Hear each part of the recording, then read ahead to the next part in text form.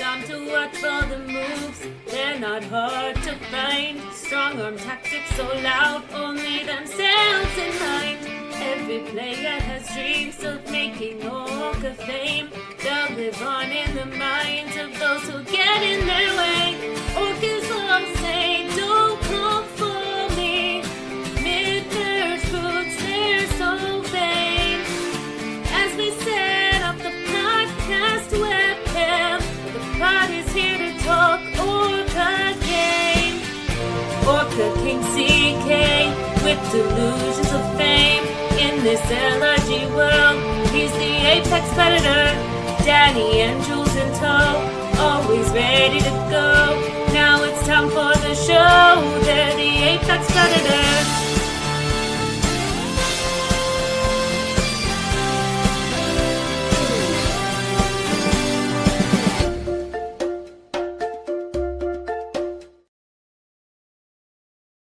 Hello and welcome to the Orca Pod, the final episode in our week-to-week coverage of this fantastic season, Sydney Survivor Extrovert versus Introvert.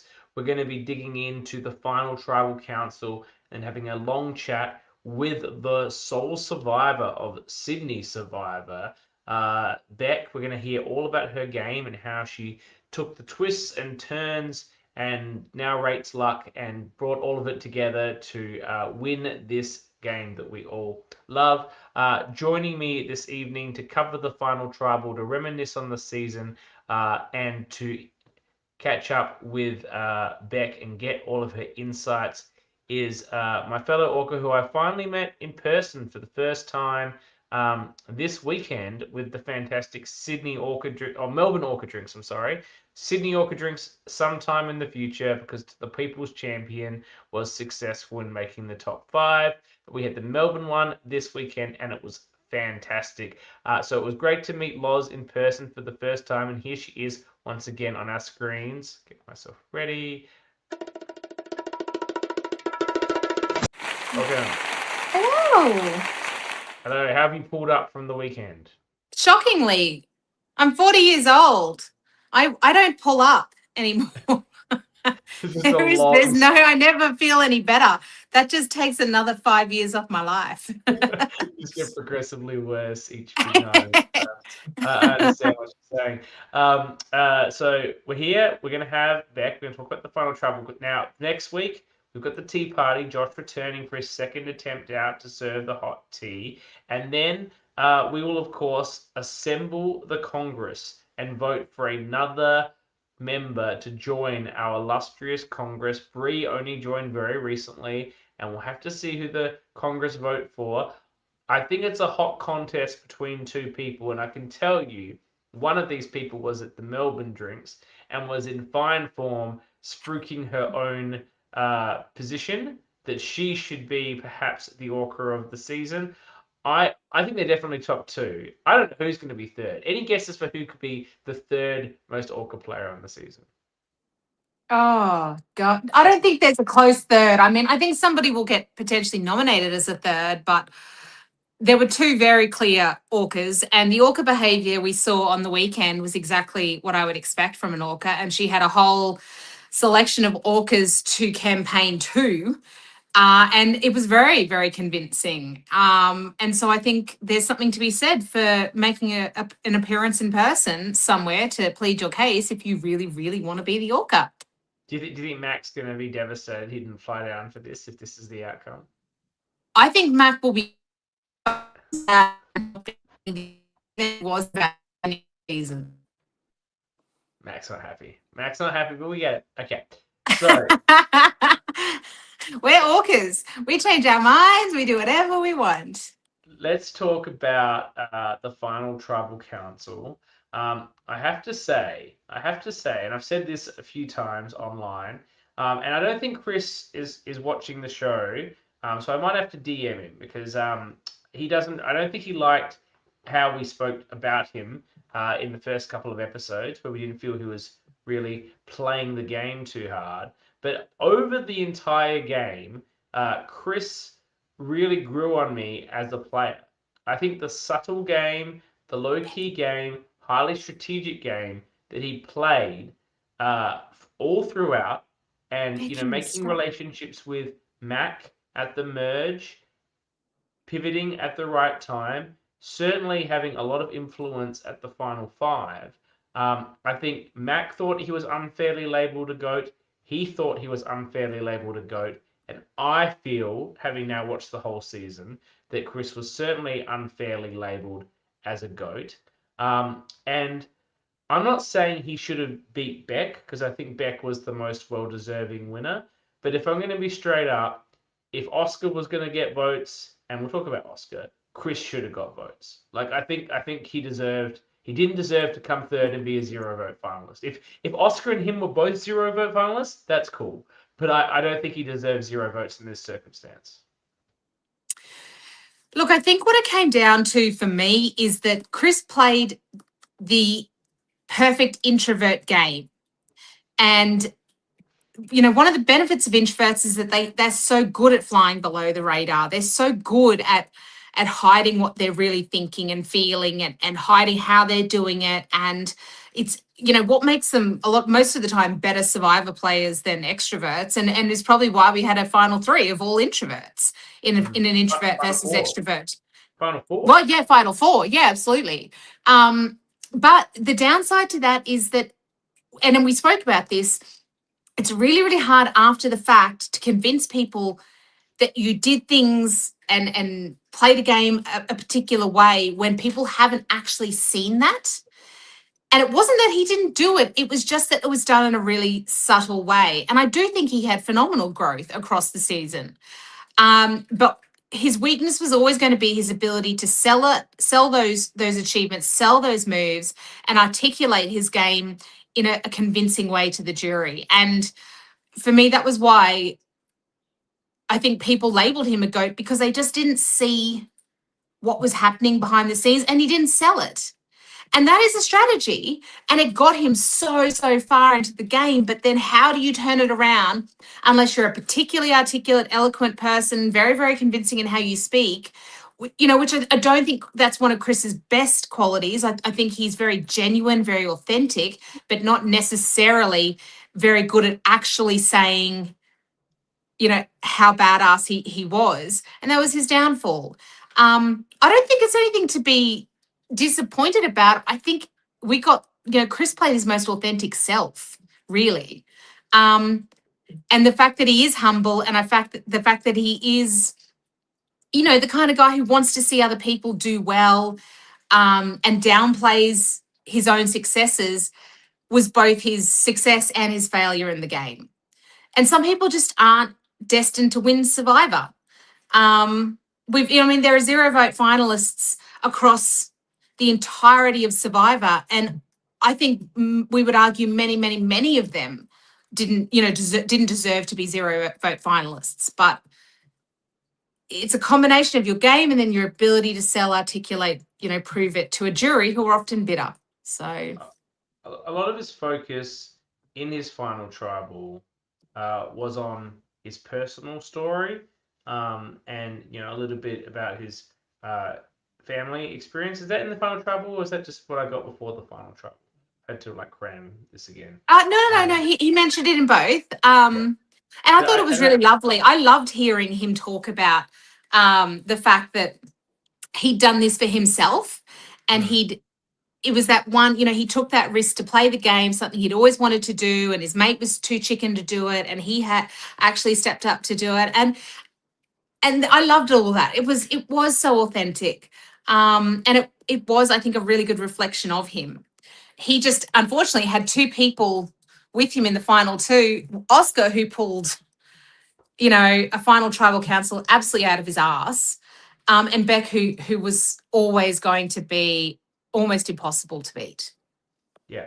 So before we jump to Oscar, on Chris, this personal story, and I want to talk about these personal stories at the end of Survivor. I think, especially in LRGs, I don't think they move the dial on a vote unless it was part of your personal story that you lived during the game. And I want to give it a good example because a similar thing happened, and we spoke to Anthea about this in the most recent season of Canberra, which just finished, where she revealed in the final three, Final Tribal Council, her story about her battle with cancer, which is an incredibly moving story. And for me as a viewer, it meant a lot because we knew about that experience when she played Canberra 3 and she got voted out, but she pre-merged, but she was satisfied I because voted her out. you did. A year before that, she had just gone beaten cancer. It was a year since she'd gone into Yeah, remission. It was about how yeah. far she'd come. The fact that she'd gone there at all, the fact that she was still alive, the fact that she'd gone there at all and played well and had this experience. And so then watching her reveal that in season 4 and watching her in season 4 meant a lot to me because she wasn't there for the journey. She was there to win. You could see that. And that was the part of her story that meant a lot to her. But because no one on 4 had seen 3, when she revealed at Final Tribal Council about her cancer story, it didn't mean anything to anyone. It's like, oh, okay, great, you beat cancer, we love that. That's a lovely situation, but it doesn't mean anything to those players other than that's a piece of information. And I think Chris was not. And if anyone on the cast wants to correct me, because not everything gets shown, but I don't think Chris was telling this story about himself and the way he was challenging himself and the way he was doing something for himself throughout the game. So I don't think this narrative helped inform why he should be voted for. And he really should have focused on the moves he did make.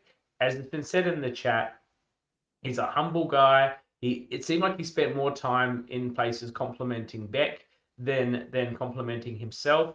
I think he had a lot of things and a lot of moves to speak to, and I just think that he wasn't in that position to big note himself. I think one of the things that was very true, and I agree with, and I thought might have moved the dial a bit, is how he reacted to getting the GOAT designation in touchy subjects. Very hard to come back from.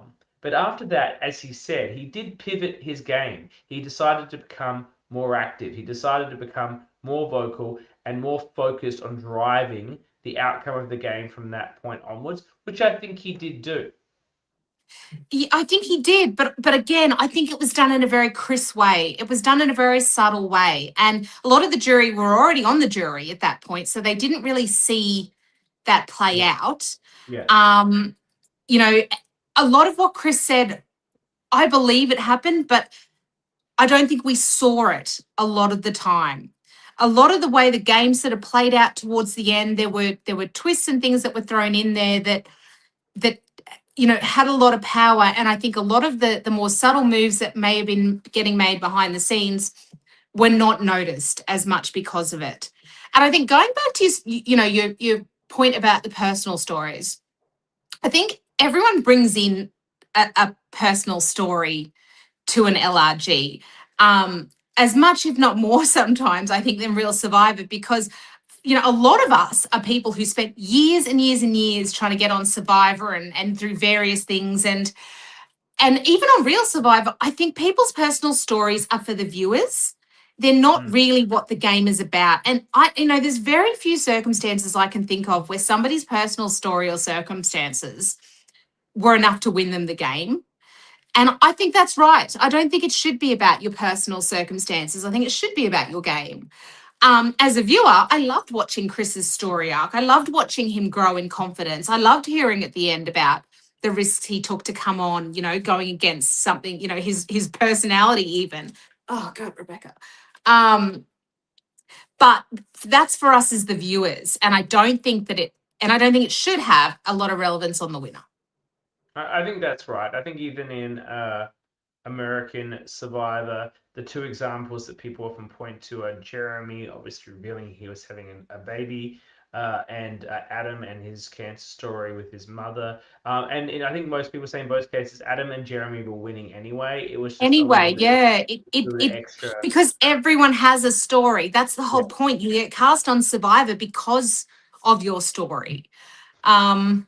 And that in itself, the fact that Chris chose to talk about that rather than get up there and go, well, you guys all thought I was a goat, but well, how stupid were you? I've been making moves the whole game. It started here, it went to here, it went to here. Then I, pivoted. Then I made this alliance. Then it just shows the genuine person that he is. And like I said, I just don't think some of us in fact, the vast majority of us just aren't destined to win Survivor. It doesn't make us lesser players. It just means that we don't have that magic combination that it takes. Because it's not just getting to the end, it's getting to the end and being able to win over the jury with enough gameplay behind you that you're capable of doing it. So rounding up Chris, kudos to Chris. Chris wasn't available for the podcast this evening, unfortunately.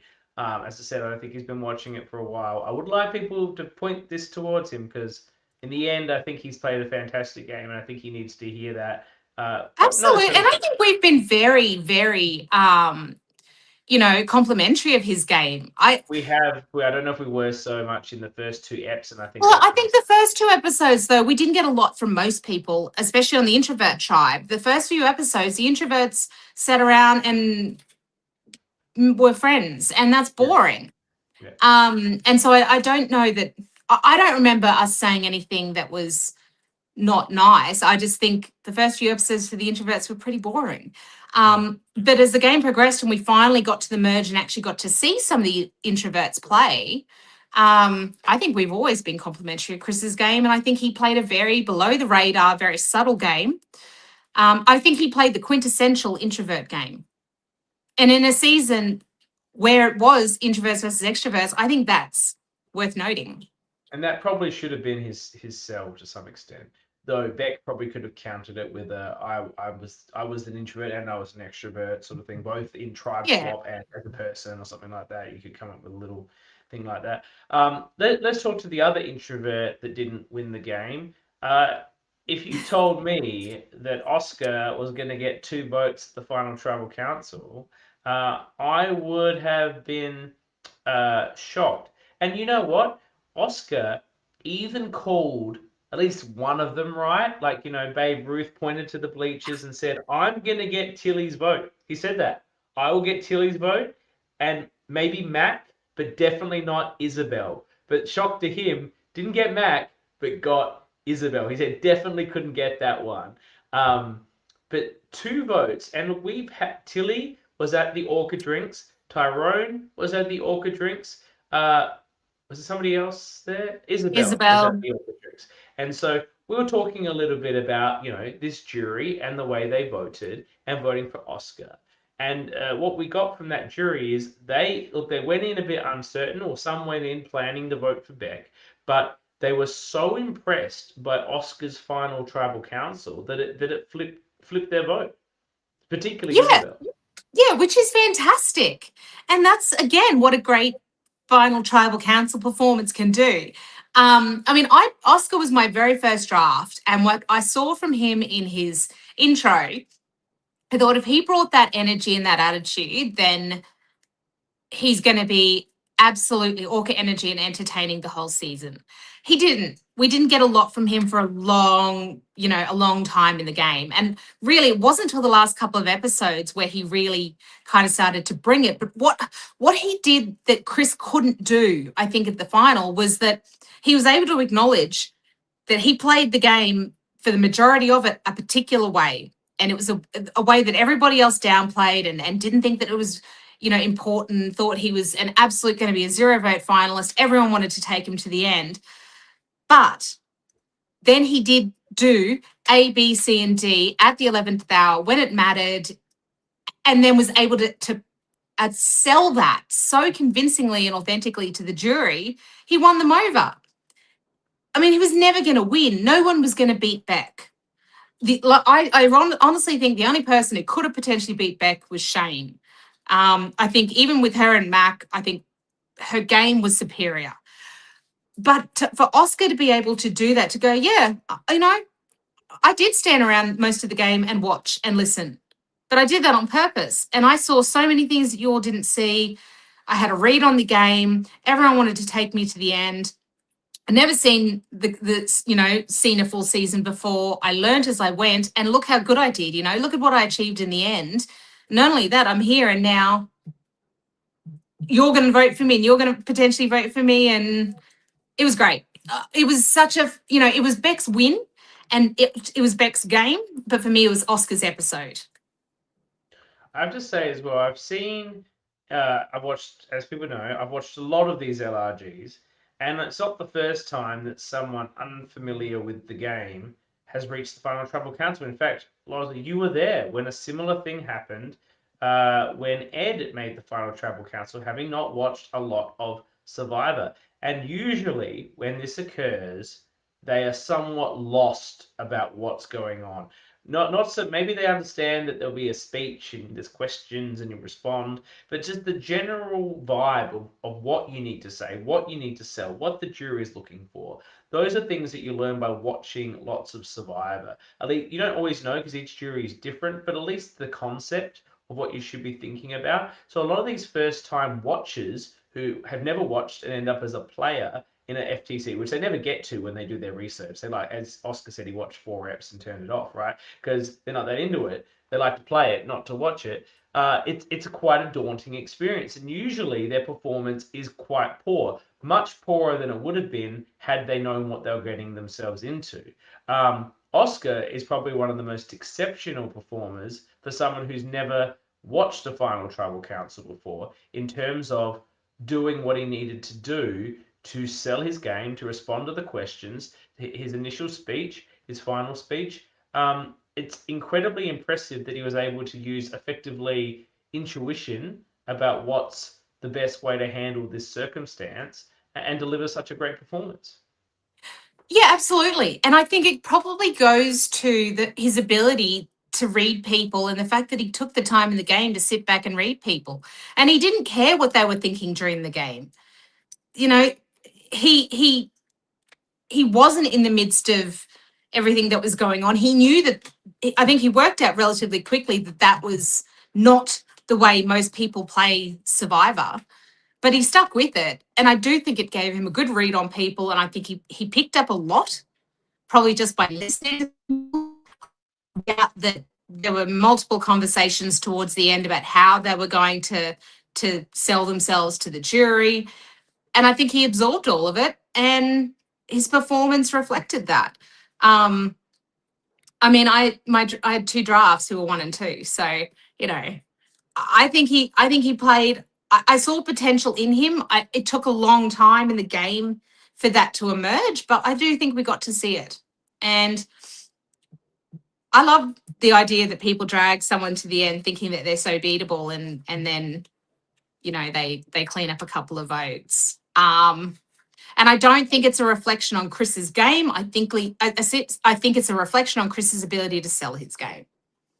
I honestly think we were robbed of the Tyrone Chris Oscar final tribal council because that could have been anything. That could have been like a 3-2-2 or something. Like who knows what sort of crazy outcome that would have been. I was actually a little bit disappointed when Beck won the final immunity because I felt she had it so in the bag. And look, obviously we know from Tyrone now that that outcome that I just prophesized was impossible because Tyrone was taking Beck to the end no matter what. But I still think a Tyrone Chris Oscar, I would have been like the jury would have been completely undecided. I feel it all would have been done in the real time. I think Tyrone would have been very good at the final tribal of selling all of the moves that he made. I think he knows the game. He knows how to you know emphasize different strategies and moves. He was liked. He wasn't disliked by people in the jury. I don't think it would have been the showdown you were hoping it would have been. Sorry. You think Tyrone wins it with similar numbers? I do. Yeah, I do. Yeah. Yeah. I think he probably does win too, but I feel like it could have been. I feel like it could have been closer. Like I feel like if it going to Chris, if Beck isn't there, he's probably maybe talking himself up more because I think he sort of felt Beck had the better game and he was complimenting her a lot. And I think if Tyrone was there, Chris maybe actually truly believes he has the best game. and might sell it that way. I'm not sure. I can't really speak for Chris, but I'm just hypothesizing because my name is also Chris. Let's talk a bit about Beck before we get her on. We'll talk about her overall game, I guess, when we get her on and walk her through the steps. But I feel like she just did, it was her game to lose.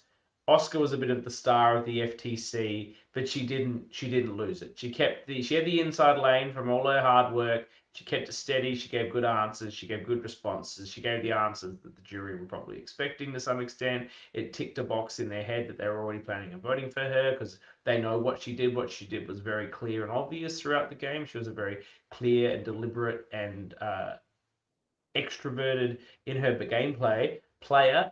People were aware of it. So she didn't need to sell it too hard. She just needed to remind them of it, which I think she did incredibly effectively. Yeah, and Beck had the benefit that people had seen her game play out. The introverts were at a massive disadvantage because in the tribe swap, so few of them got swapped. They won every single challenge and they sat around at camp for pretty much the whole day. And meanwhile, on the, the swapped extrovert tribe, Beck was fighting for her life. And big moves were being made, and those moves were very loudly spoken about at challenges, then at the swap again, then at the merge, and everyone saw them. They were moves that everyone could see.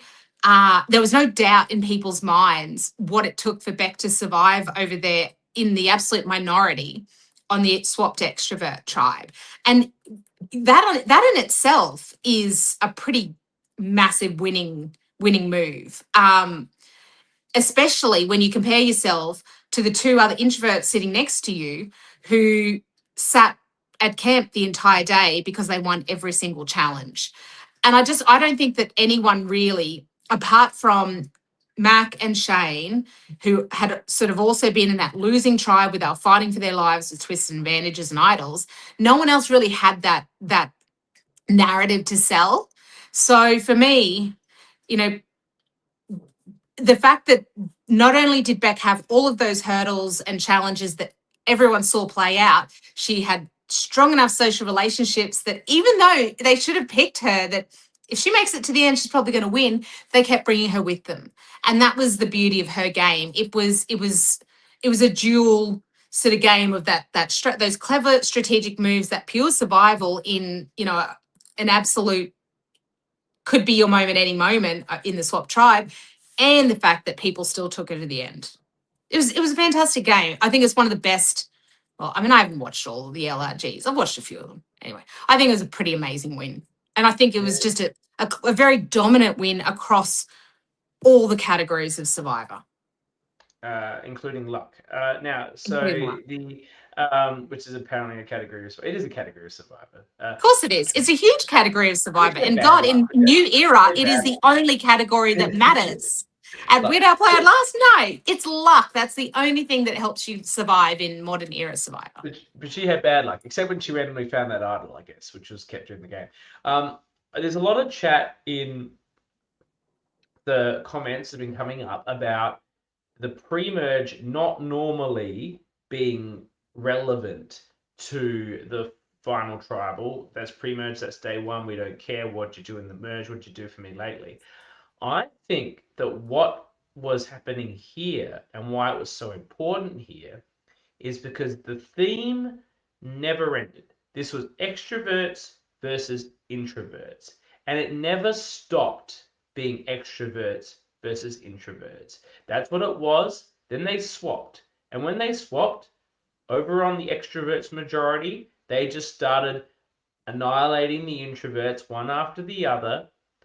And on the other, which Beck had to survive, which she did, on the other side, they kept winning. But when they finally had to go to tribal, notwithstanding all the work Maddie had done, building relationships with Tilly and with Chris, she was gone. Then they get to the merge, and it's all the everyone versus Max, Shane, and Isabel show.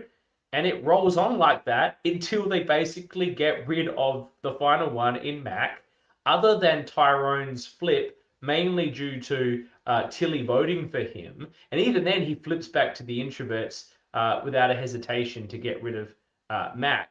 That it was very much always this introvert versus extrovert story. And so Beck was at the forefront of that battle the entire game. And that battle was really fought in the merge and her survive in the pre-merge. And with her, because by then the war was over numbers wise at merge.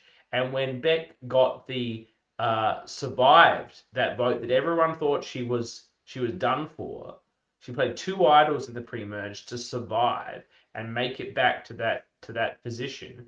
That pre-merge was really important to everybody's story, because everybody's story was the battle of the extroverts and the introverts. It's the introverts won and the extroverts lost, despite their best efforts to use various bags of tricks to survive. So I really feel that had an influence on this game in particular, where the pre-merge appeared to be a lot more relevant. Yeah, agreed. But I also think it shows the power of how a bad tribe swap that production allowed to play out the way that it did can influence the game. By the extroverts losing every single one of those challenges, they were decimated. The introverts hung out. They had no opportunity to do anything in the game. They had no opportunity to test alliances. They had no opportunity to test strategy. Meanwhile, the extroverts are being decimated. The people over there are fighting for their lives, building up fantastic resumes, or getting booted through absolutely no fault of their own, purely because they've been swapped into a losing tribe. And it comes back to what I said. There are times where I do think there's value for the sake of gameplay and to give everyone that shot to at least try their hand at the game. There's value in having production kind of step in to make that decision, go, all right, let's mix it up again, which they eventually did. But it was at such the 11th hour that, the people who had been playing just kept playing because the swap really didn't help them. The introverts didn't have much of a chance. That whole first day was just a write-off for them. And it's really hard in any game to come back towards the end of the second day and go, well, yeah, I didn't actually do anything much for the whole first day, but I played such a great second day. Everyone's going to go, well, so Beck played great for 2 days. Well, I think we can get into talking all about this with Beck. Now, I'm going to run the video. Now, obviously, she's not a boot. She's the winner. But believe it or not, I did not make a new graphic, so we just got the old graphic.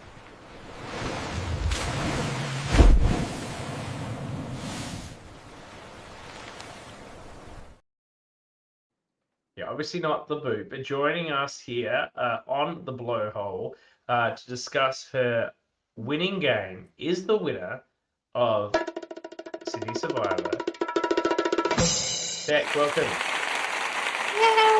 Hello guys. Nice to meet you.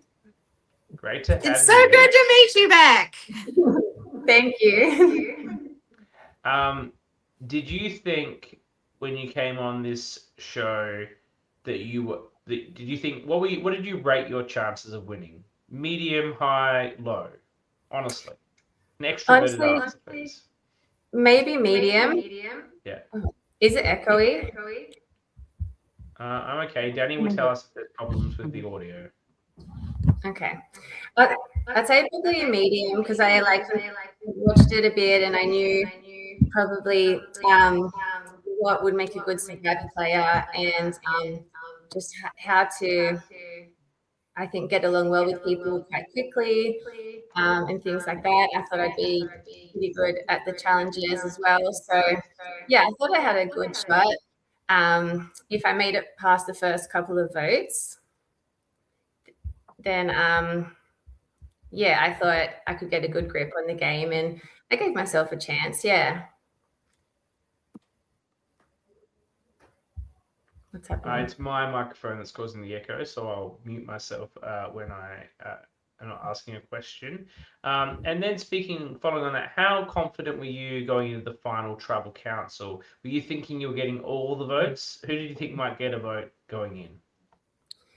Like you said, I thought going in, because of how the days had played out, that it was mine to lose. So I thought, I did think I was probably a better chance than Chris and Oscar of winning, as long as I could explain what I had done about the 2 days and articulate it well. I probably thought if anyone was going to get any votes from me, it might have been Chris going in. But then I thought he could have, as you guys have also said, like talked about his moves and his relationships and everything a bit more, and that might have been a bit convincing to get people to vote for him. I didn't think Oscar would get any votes from me because I guess the way I viewed his game, because he didn't talk that much throughout the game really at all, didn't talk about strategy and stuff, and so I didn't think he would have that much to talk about in terms of what I sort of value in Survivor. So I guess that was my thoughts going into it. And let's talk a bit about the first vote. And Loz will come back for just having some audio issues, so we should be able to fix. Going to move to the very start of the game. We've got the first vote. You've got your power group of Tim, yourself, and Morgan. That's not really enough numbers, though. What happened at that going into the vote with the first vote you went to? Did you feel that you had both Chris and who was the other person that voted with you in that one? Morgan. And Chris. Chris voted with you by mistake. So did you think you had more numbers than that? And were you surprised to find that they got so many, that you ended up in this 4-4 tie? Yeah, I thought we had 5. I remember there was one group of 5 that was standing around talking. Someone suggested voting out Morgan in the group of 5 that I was standing in. I think I agreed to it, but like always knowing I wasn't going to vote out Morgan. And then a little bit later, there was another group of 5 standing around and someone suggested Joe. And so for me, I was like, there was a group of people voting for Morgan, another group voting for Joe. So I thought there were going to be 5 voting for Joe, because that was the last conversation. So then I think there was going to be 3 people voting for Morgan. And then ended up being the 4-4. I didn't know, I don't think for ages, even like until the end after, that Chris had voted by mistake or whatever Chris had done. So even straight after, I thought Chris was still with us. And then like pretty soon after that, I got swapped. So I didn't even realize, I still thought like, Chris was with me. Okay, sorry, Beck. I could hear you, and then I couldn't hear you, and now I can hear you again. So I didn't hear your first answer. And my cat's name is Rebecca as well. So every time we say Beck, she thinks we're talking about her. So that's why. Well, no, that's not the only reason why she's in my face. But now I want to talk about the swap. The swap happens. You end up in this minority on the extroverted tribe. How are you feeling? What are your thoughts? How are you going to save yourself? Devastated when Morgan and I were the only ones that were getting swapped over, because after the first vote, like I said, I thought we had a majority, because I thought we had Morgan, Tim, Chris, and myself. And then, so it would have been 4 against 3 at the original introverts, because it happened so quickly. So I hadn't even realized that Chris wasn't with me. So like looking back, it was, obviously I won, so it was still a good thing. But like if I had have stayed on the introverts tribe, there would have just been Morgan, Tim, and I in a minority there. So if we had have lost, one of us would have probably been gone anyway. So when it was only Morgan and I that got swapped, what was it? 4-2, 5-2. We were like devastated, thinking this is going to be the end of us. They're just going to pick us off the next 2 votes that we lose.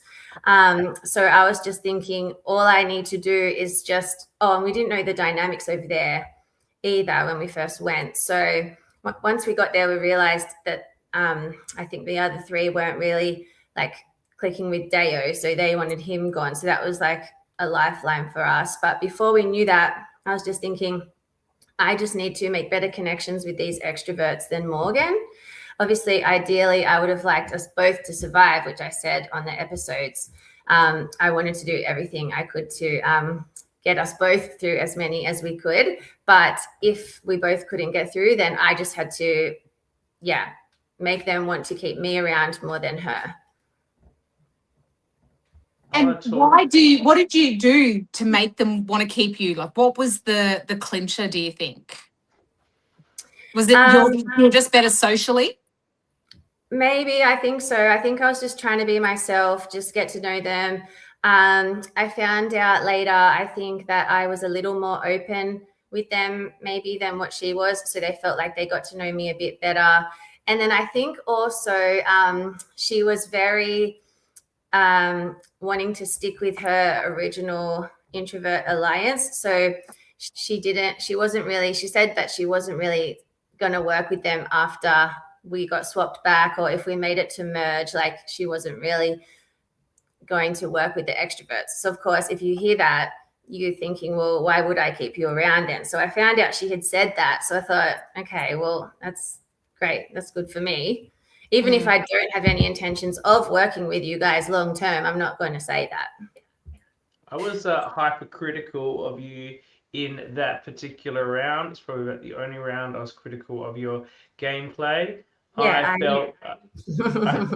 I felt that it was the best move to vote with Deo, because if they're legitimate, then it's 3-3. You can maybe flip on him then, or you can push it to rocks if you want. And equally, if they're not legitimate, well, then you haven't lost anything except maybe, I guess, a bit of trust. But I also felt that, you should have saved your idol, because it didn't sound like there was any chance. It seemed like it was Deo or maybe Morgan, but you could have kept your idol for one more. Plus, it was a public idol, so they probably assume you're going to play it, so you can save it for one more. Look, obviously it worked out fine for you because you found another one. But did you think at the time, were you thinking about those sorts of strategies, or were you more focused on the social aspect of the new tribe? I wanted to vote out Deo. I wanted to vote with Deo. I was saying that to Morgan. I wanted to work with him because he had come up to us too and said that he was on the outs with them because he had voted for Mac in the previous vote. And so I thought, if us three can vote together and somehow get one of the other three extroverts out, then we'll be in the majority next time. We'll be up 3-2. So I really wanted to do that. I don't think we had thought it all the way through to possibly going to rocks, or how exactly would we do it, but maybe use the idol in some way on that vote. But Morgan didn't want to. So she was, I think, trying to use more of the social aspect of things to work with the extroverts and build some trust with them to vote out Deo. And so she just wasn't open to it. So I didn't feel like I could do it without her. Limited your options. She just wasn't open to it. So I thought, well, I can't do it. And in terms of the idol, I feel like it was still very early on. I would consider myself very inexperienced still at that time, and I'll admit it, like I was just scared. I just didn't want to be, third boot by then or something. So I just thought, you know what, I stand by this. I'd rather just play it, keep myself safe, and then see what happens next time. The game changes so quickly, so I thought that was a risk I'd rather take rather than not play it and then get voted out with it, especially considering it was the first vote with the new swap tribe. So I didn't know if they were all lying to me and actually going to vote me out. I think it takes a lot of balls in any survivor to have an idol in that kind of situation and not play it. And it happens all the time. People play the idol when they don't need to, and we all go, but you didn't need to play it, that they were voting somebody else. But it'd be so much worse to go with the idol. And you're right, it was the first vote. How do you really know? They're probably all lying to you. They want you to be out. You're the minority. If they had any clue, they knew there was the idol. So I I don't have an issue with that idol play. I think it was the only thing that you could have done, really. Yeah. The fact that it was a waste of the idol, who cares? It still had the power enough that you never got any vote. You didn't get the votes because they knew you had it. So Yeah. If I At the end of the remember day, the most important thing was to keep myself safe. So that's all I was thinking about at that time. And I thought, whatever happens at the next vote, we'll deal with it then. Say for the next vote, which, if I remember correctly, you regretted the play that you and Morgan made. You flipped your votes, didn't you? That's right. Mac regretted his play. No, he didn't. No one regretted their play. You flipped your votes, which was the right thing to do because you knew Mac had an idol. You knew Mac was going to get all the votes in the thing. You flipped it to Marissa, and it just wasn't enough. That was the best thing you could do. Morgan goes, no problems. You're still there. Did you feel that you had? Did you feel you had any chance of surviving when there were three of them, you was the three extroverts plus you, or after Mac did the mutiny and now it was 2-1? You put a lot of work into Shane? Did you feel in either of those scenarios you could have flipped the vote, or were you done without that idol that you found at that vote? Sorry, when it was just Marissa, Shane, and I. Well, before you went to the challenge, it was Marissa, Shane, you, and Mac. So, I guess in that scenario, did you think you have a chance? And then when it moves to it being just you, Marissa, and Shane, did you think you have a better or worse chance now? I think with Mac still there, I possibly had a slightly more of a chance of making it through that vote because he might have been open to doing something, but probably at that point, I don't think it would have even made sense for him to save me because, it would have just been easy for them to all get me out. But that's just hypothetical. I'm not really sure because that didn't obviously happen. But once he mutinied over, definitely there was no chance of me changing Shane or Marissa's minds at all.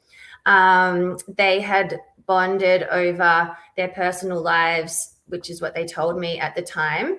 And I later found out about Marissa's story of her battle with cancer and everything, which I didn't know at the time. But they were just saying sorry, Beck, we're not voting for each other. We've made a really strong connection throughout the day. And, it's just unfortunate circumstances that you found yourself in. So I'm sorry, but, they were honest with me about it and everything. So I said to them, okay, I understand, but can I still just try to plead my case to each of you? So I tried to just come up with anything I could to try to convince them of why they should keep me and vote each other out. As I think you saw some of it on the episodes. And I was just saying, you didn't have any cards to play with, really. Yeah. So it was a little bit like Mac, at his vote out, trying to sell. Yeah. When you've got nothing, you still gave it a good crack, but you just had nothing to, nothing behind you that you could offer, really. Yeah.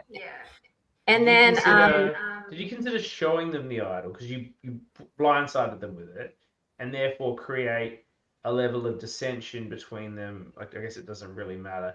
You went for the blind side and you picked who went. Was there any thought given to using that, maybe even keeping it but that would be pretty risky. I was worried about. I would do it.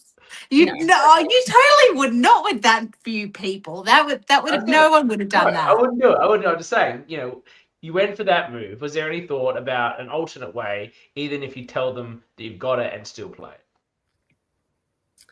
What I was thinking of at the time was I'm just going to pretend like I don't have it and just continue acting like I'm scared and I'm panicked and I'm trying to convince them to save me because I was scared that they were going to have another type of advantage maybe an idol nullifier I was thinking about at the time or any other or an extra vote or anything, The one that Maddie had where she could ask someone for the knowledge is power. Yeah, absolutely. Yeah. So those were the things that were running through my mind, which is why I wanted to keep it a secret from them. And I thought, yeah, if I keep it a secret from them and just continue behaving the same way I've been behaving, then I'll blindside them, and then there's no chance of them, taking it from me or getting me out somehow. That was a smart play. That was the only way you could have played it. And I actually think it was the best way for Rissa, in the circumstances, to have gone out in a blindside where her ally didn't turn on her. Her game plan was totally solid. There were no poor strategic moves made. It was just you had an idol, and sometimes that's just how it falls. So I thought everything you did at that point made perfect sense. And I thought that was a power move that shaped you as a huge threat for the rest of the game.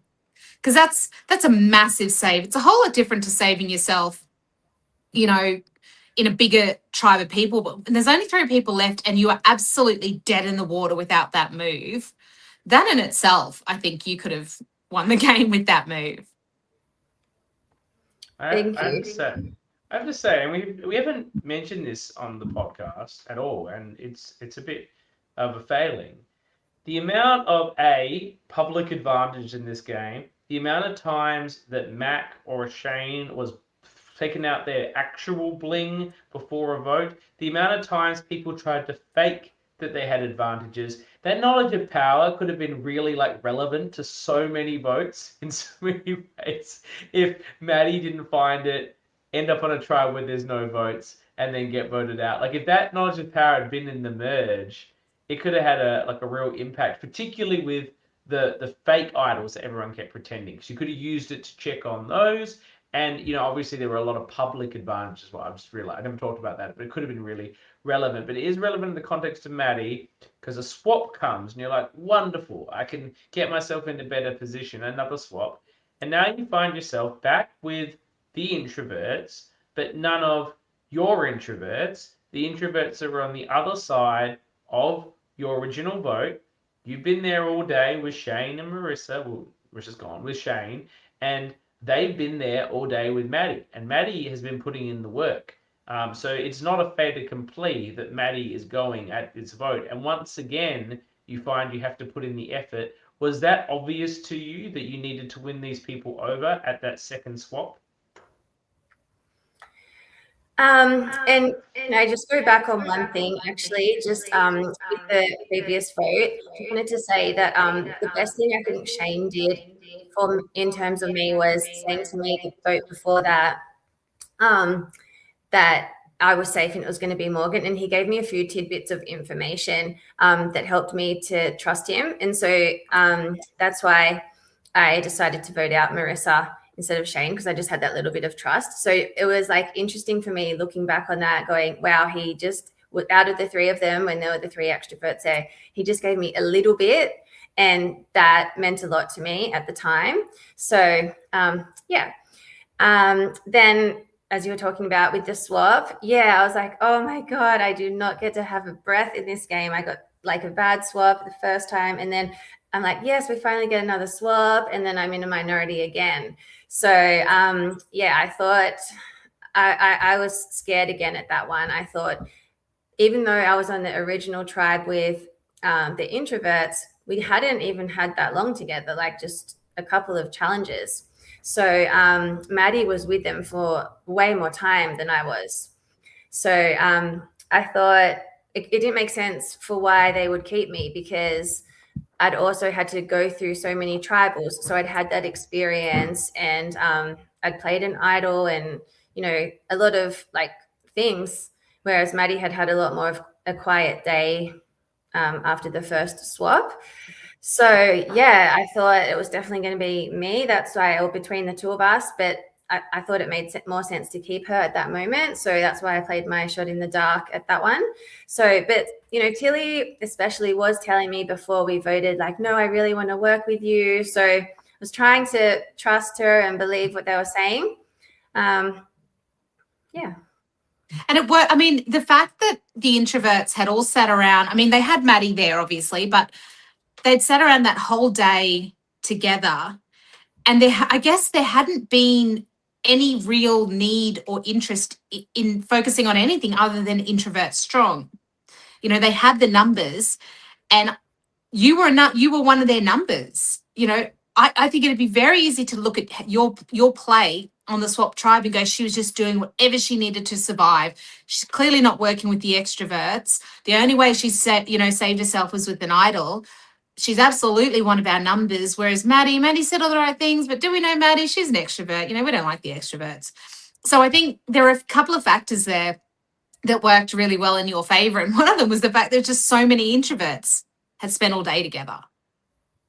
So I don't think, looking at it, I can see how you would look at it and go, oh my God, I'm dead. And I think from a viewer perspective, I looked at it and went, I think you're actually in a really, really, really good spot now.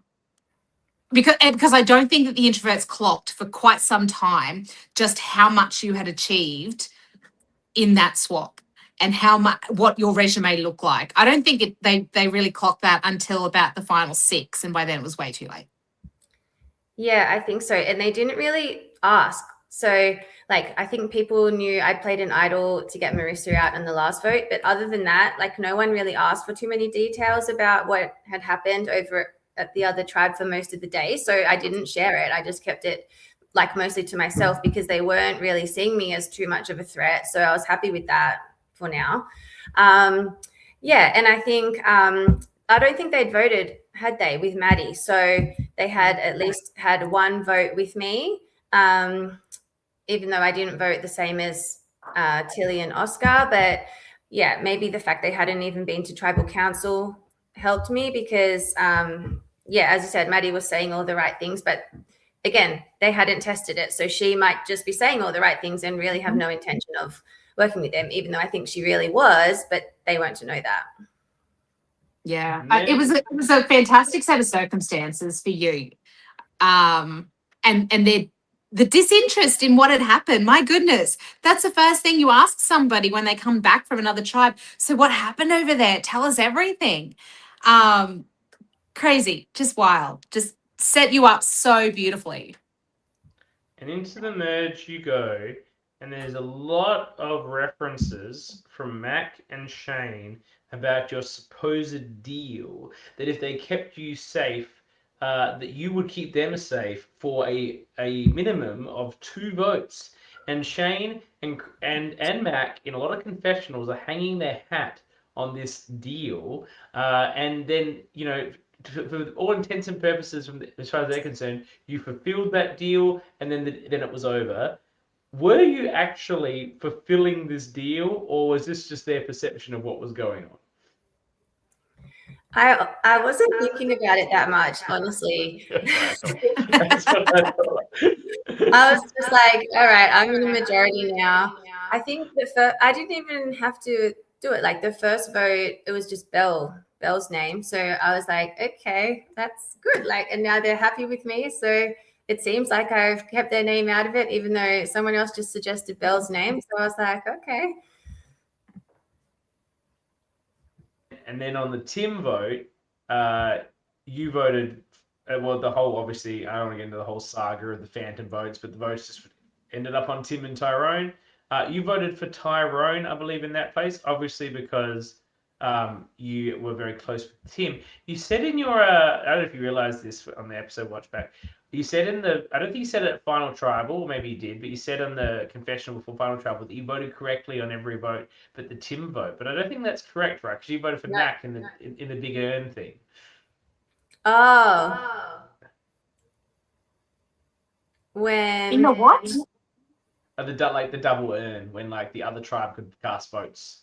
Oh, that was weird. The cake. Anyway, you still played a good game. I'm criticizing. Just saying. That was when Maddie voted for Mac. Yes, that's right. That one. Yeah. So Tim goes. He was a close ally. Were you working closely again with Tim in the merge, or did you never really reconnect at that point? Because you didn't spend the night together, obviously, before the merge. Yeah, well, we would have. Yeah, we were still aligned for sure, but we just hadn't spent much of the game together at all. So it was just introvert strong in that first vote after merge with the eggs when Belle went. And then didn't he go next? Yeah, so we didn't have time really at all. I think also watching it back, like, yes, we would have continued to work together, but actually the fact that he got voted out, obviously wasn't happy about it. I wasn't happy about it at the time because he was my closest ally, but I think it was probably a good thing for my game because I didn't realize how people were feeling about him, which is they weren't really trusting him. They were feeling like, he might have been working with the extroverts because him and Belle were pretty close. And so the fact that him and I were aligned might have not been a good thing for me either. Yeah, and it's interesting that that's how it was perceived. And there were a lot of perceptions about Tim's game. And I mean, we didn't see much of it at all, but there clearly were opinions across, within the merged tribe about what his game or how it was kind of playing out. So I agree. I actually think Tim going freed you up from that, made you more of a free agent. So it didn't seem like you had a super strong alliance or voting block, which I think was super beneficial to you because the next few votes were a bit all over the place. We then had the two girls get taken out in one hit. And you came out of that super safe as well because, well, why did you come out so safe in that one? Because Shane misplayed the advantage. Did you know that in the real time? No. Did you know you were the target for the extrovert coalition at that point? Yes, I think this was about the time I started to feel like everybody should be targeting me because looking around, I felt like, I'd had a really hard first day. I'd had to play really hard and do a lot of things. And then coming back in, like the introverts kept me when they voted out Maddie. So I was in a pretty strong position there. I thought, I'd obviously done enough socially for them to keep me and stuff. So I was like, I thought people would start to clock me by that point and want to try to get me out. So when we found out that it was two people going in that one, I thought for sure that I would be gone. But yeah, it turns out that, Chris and Oscar Chris voted with me for that one. And Oscar was always also feeling good about me and working pretty well with me. So I still somehow, had enough, I guess, people and somehow got through it. As you roll into the end game after that,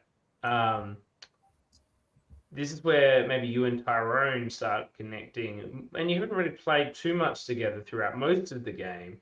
And he just straight up tells you you're the final woman in this game, and there's just no way I'm letting this end be a sausage fest. So I won't be voting you out. Do you believe him like 100% when he says that to you, or are you a little bit dubious about it? No, I wanted to believe him because it's very honorable, but I didn't know him like that well. We hadn't played together, and I thought, what a great thing to say. Like, if you intend to vote me out, I wouldn't have believed him either. Yeah. And so I didn't really believe him because I thought, I wouldn't, if I got voted out, I wouldn't think it was because I was a woman anyway, and that he was just trying to get a top 4 of men. I wouldn't have thought that. So I thought it was just a good thing to say to, blindside me. But I hoped that he meant it because I was like, okay, this is one way I'm going to get into the final 3. But then I also didn't even think about it that much because I thought I don't need him to get me there. I'm just going to do it myself. Win a lot of challenges. And, obviously they're just hell bent on just doing the Shane Mac thing because they're not immune. And then you're in the final 4. Now, it seems like you could have made this final tribal, even based on the interviews we've done and what we've heard, even if you didn't win that final challenge, But did you think, you had to win that final challenge? Do you think I'm going, and it's not just the woman thing. I want to be very clear about this for Tyrone, because Tyrone's made it clear in the interview and in person to me on the weekend that he would have wanted to take you not because you're a woman, but because he thought you were the best player in the game, and he didn't want to win against two players that were perceived to be not as strong players in the game. He wanted, if he was going to win, he wanted to win against someone good. And you do hear this perception sometimes, because this isn't for $1 million. I think when it's for $1 million, you just take the people that you don't think are very good because it's $1 million. But in a game like this, where it's about the pride of it, there's something about winning in against someone, the coach approach, the warriors battling, the iron strengthens iron sort of situation. So Tyrone was very legitimate about wanting to take you for that reason. But did you think that you were toast if you didn't win that challenge? Yeah, I did for sure. Because again, I thought like I probably have the most to talk about at a final tribal from the first day. Chris and Oscar, I felt like had a similar quiet game, hadn't done that much. So maybe they would make it through regardless of like who won. So I thought, depending on who won, like probably the two biggest targets to get out here would have been Tyrone or myself. But I thought I was probably more of a threat at that time to get out, and perceived as more of a threat as well by the jury, like to win. So yeah, I thought for sure I needed to win that one. Can you do me a favor? I just want one more, and then you can go. I want to go to this final thought. Can you do me a favor? Because no one can give me this answer, and I don't know if you can give me this answer. But can you put yourself into the mind of the enigma that is Oscar, and tell me that if Tyrone was more interested in going to the end without you, and Chris was obviously on board with that, that's very clear from the episode. Is Oscar going with those guys, or is he forcing some sort of challenge? Put yourself into the enigma's mind. What do you think? Wait, what? We did. No, we have talked about this, and absolutely the answer was that Oscar was not going to vote back out. He was going to force a tie. We did talk about that. We don't know. We weren't there. We haven't spoken to Oscar. I want Beck's view on Oscar's mind. Okay, I'll say this. During the game, I didn't feel that close with Oscar, honestly, even though we had voted together quite a bit, him, Chris, and I, towards the end. I was never really sure how he felt about me, and I thought he even had a little bit of distrust with me from the very first day when he saw me find the clue in the fruit basket, whatever it was that Morgan told me about. So it's only been watching it back that I realized that he always felt good about me, always trusted me, and everything like that. So I didn't realize that so much at the time. So from what I've seen, like as a viewer watching it, I think he might have done myself, him, and Chris maybe, and voted out Ty. Is that what you mean? Well, that would have forced fire because Chris was voting you out. So no matter what, so he would have. Oscar would have stuck with you and forced fire in the event. I reckon. Let's go with that. Willing. So it sounds like you had a lot of good chances to make it to the end based on the really effective social game that you had to go with your strong strategic and challenge winning performance. It really was a strong all-round game. Thank you. By the way, I wouldn't have minded going to fire because I did practice my fire beforehand. It wasn't actually going to be fire. Wasn't it the fire that wasn't going to be fire? Never fire. It would have been too hot that day, I think, for fire. It's very fire there. I was too busy the whole day losing challenges and going to tribal to even make a fire back at camp either. Sorry, you go, Loz. I interrupted you before.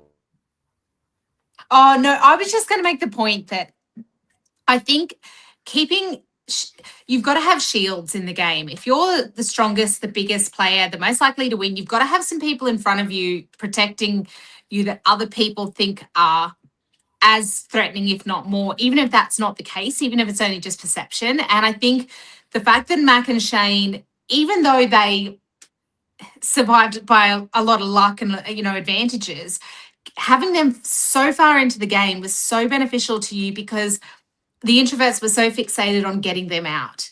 And you were always going to be a number for the introverts to get Mac and Shane out, even though I think you were going to win over Mac or Shane, most likely. I think it was very, very possible that you could have beaten anybody that was left in that final 6. So I don't know that, I mean, you might be able to correct me if I'm wrong. It didn't seem to be a conscious move as much as, I mean, Shane and Mac was so difficult to predict and they kept pulling stuff out of their pockets. But I think it worked beautifully for you in that there was always another focus all the way through really till the final 4. And by then I do think you had Oscar in your pocket, and I do think you had Tyrone on your side as well.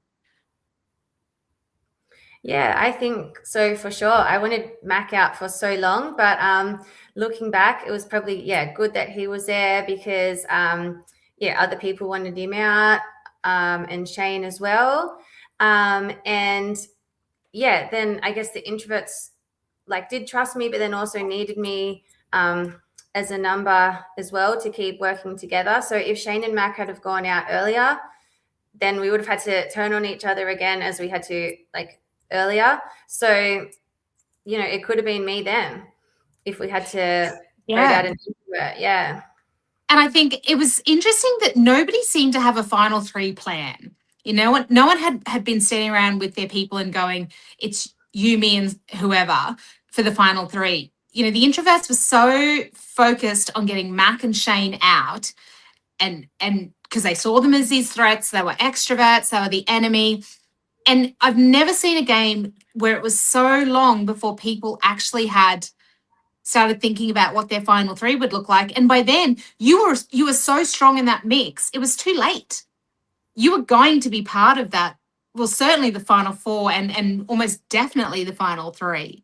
So again, another thing that was quite different in this game, probably because it was introverts, that I think absolutely, solidified your win. And I think there were a lot of factors, but those are just observations, I guess, from a viewer perspective. All right. I think she's just blushing with your compliments, Loz. Was that confusing? It made sense in my head. I think she's just loving the love. Okay, so final tribal. Tell me, is there a moment that you're particularly proud of? As I said before, I think it was a fairly strong, but mild-mannered. You guys I've got the inside lane here. I'm gonna run it to the end. I don't need to go crazy here. I don't need to big note it too much. I just need to answer the questions and be clear about all the great things I've done, which I think you did do in an effective way, which got you the win. But is there a particular moment, a particular question that you felt that I'm really nailing this? I was happy with my first 2 minutes or first 3 minutes, whatever it was. I felt like maybe I summed up my whole game pretty well and talked about what I value in a survivor player, and I had tried to do all of those things throughout the day. And I think the bad luck that I had getting swapped and everything, obviously if I had have gotten voted out, I would have been very upset about that, but it ended up giving me a really good story to tell, which differentiated my game from Chris and Oscar. And I was happy with the 2 minutes. And then when Chris and Oscar were speaking, their pitches were so completely different to what I was talking about. And so, as you guys said before, what Chris was saying was really genuine and really nice and stuff. And then what Oscar was saying was well, he didn't know the game, so he did really well considering this is the first time he's even, done anything about it. So I felt like in that moment that I didn't need to even sort of say anything back to what they were saying, because if I was on the jury, I would like what I was saying. So, I thought if I say anything back and then the jury don't like it, all I could be doing is making things worse for myself. Then I felt like, the 2 questions that I got were both about luck. So it kind of gave me the opportunity to talk about how I did have a lot of bad luck in the game, but then I had to, find idols at clutch moments, win immunities at clutch moments. And I was forced to play really hard right from the start. And so, yeah, I was pretty happy with how I answered those questions as well. It was a really solid performance. And what you just said then about, I mean, the boys differentiated themselves so substantially from your story. You're right. You stuck with the plan. You didn't let it, fluster you.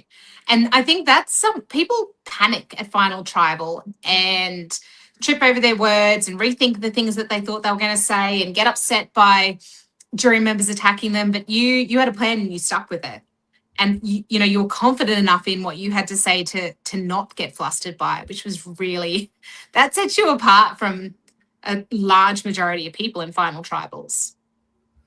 Thank you. Yeah. And even though it was just 2 days, it's still like a really intense, as you guys know, like time. And especially I think the way my game played out compared to, for example, Chris and Oscar, who had a majority of the first day just, sitting around, like they didn't have to go to tribal a lot.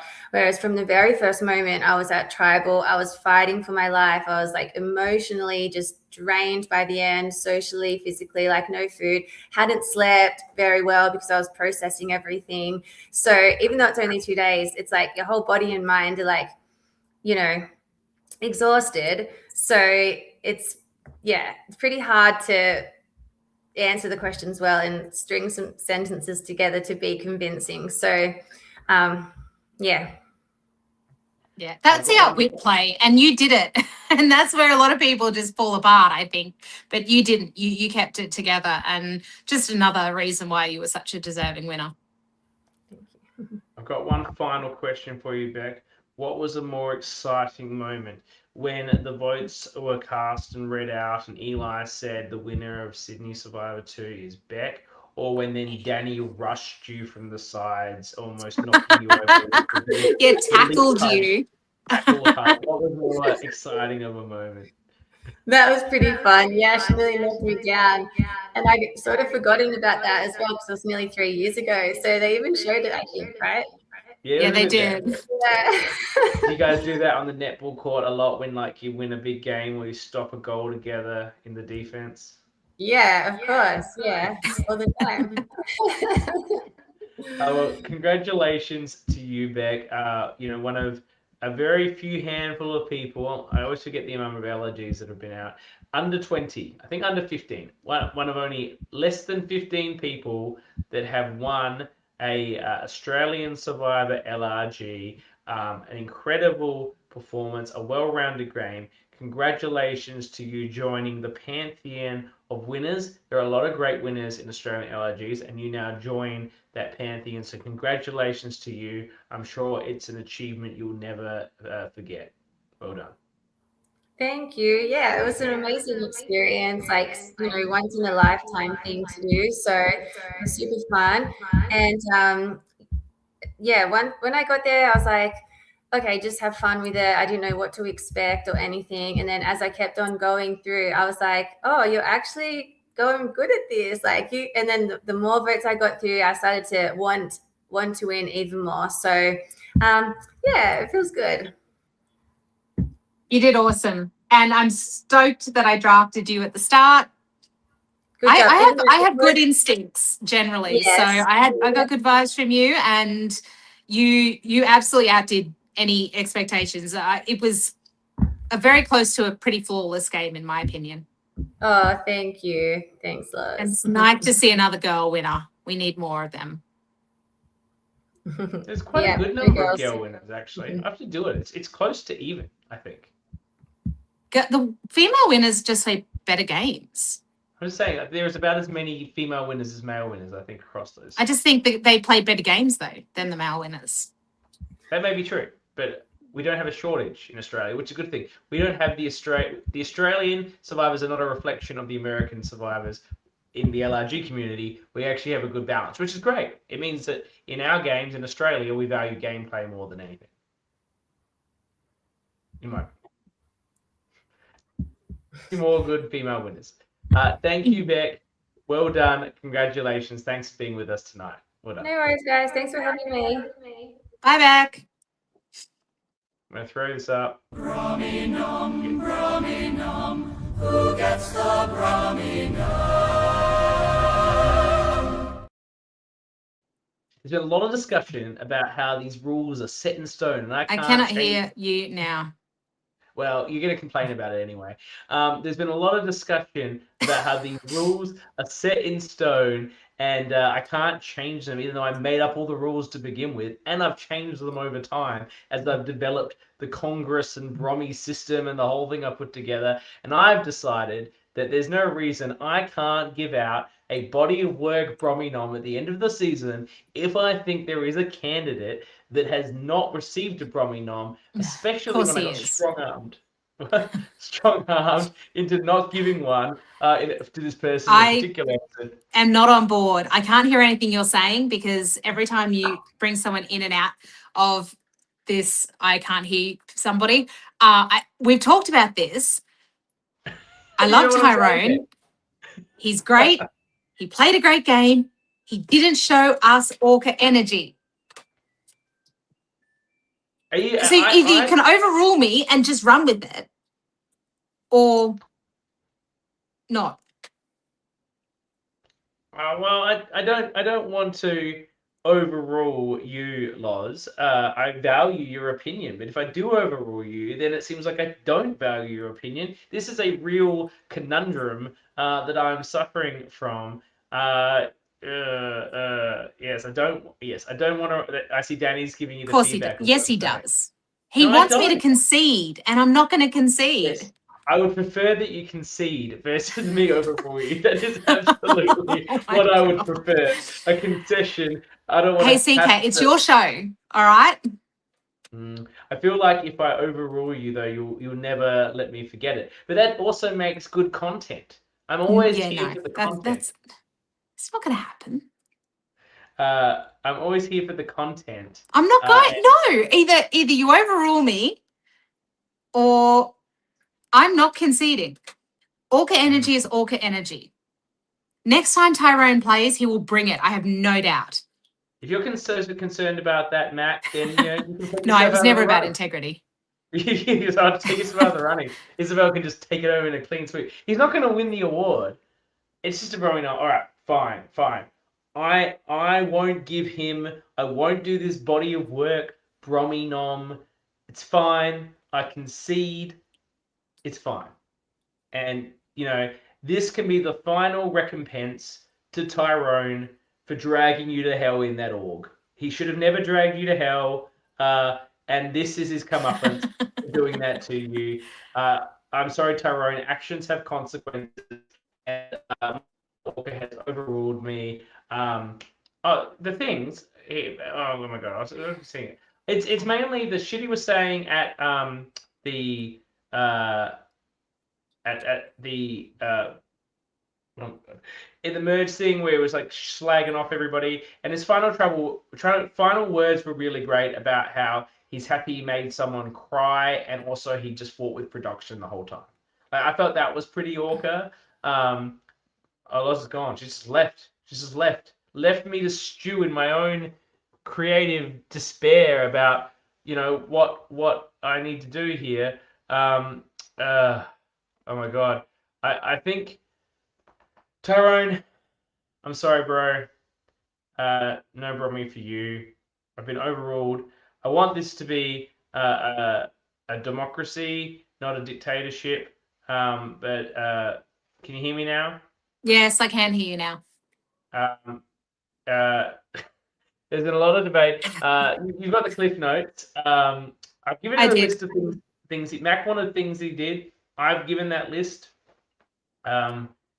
which was predominantly the slagging off people at pre-merge, just before the merge, and his final tribal words about final boot words about being happy he made someone cry, and all the arguments he had with production. I thought was pretty Orca. I'm not saying he should win the Orca, but you don't think it's probably overwhelming enough for me to give him a body of work, Brommy? There's not enough work, not enough body in the work to give him a out of season. So are we going to do this every season now, where we're going to go back at the end of the season and do a review and decide who we think collectively across the season did enough collectively to deserve a Brommy, as But it opposed doesn't. to who does It enough in doesn't. each episode. Because No, it's no, episode by episode. no. I'm just saying we could add one at the end of the season if we thought that someone was, gratuitously overlooked. I just don't think we need to. I feel like if they do enough, they're not being overlooked. If they do enough that makes them Orca, they're Orca. And Danny says I don't think it's enough as well. So Danny's here. I We take her can love word. Ty and love his game and love that we know deep down he's got mad Orca energy. And sometimes you just don't, that's just not how the game plays out. You don't see it. That's fine. I think Tyrone will play again somewhere. I just I'm have a sorry, vibe about it. Tyrone. Actions have consequences. You drag Loz to hell in that org, and Ah, she finally has recompense. I will not be handing out this additional Brommy. this is so unfair.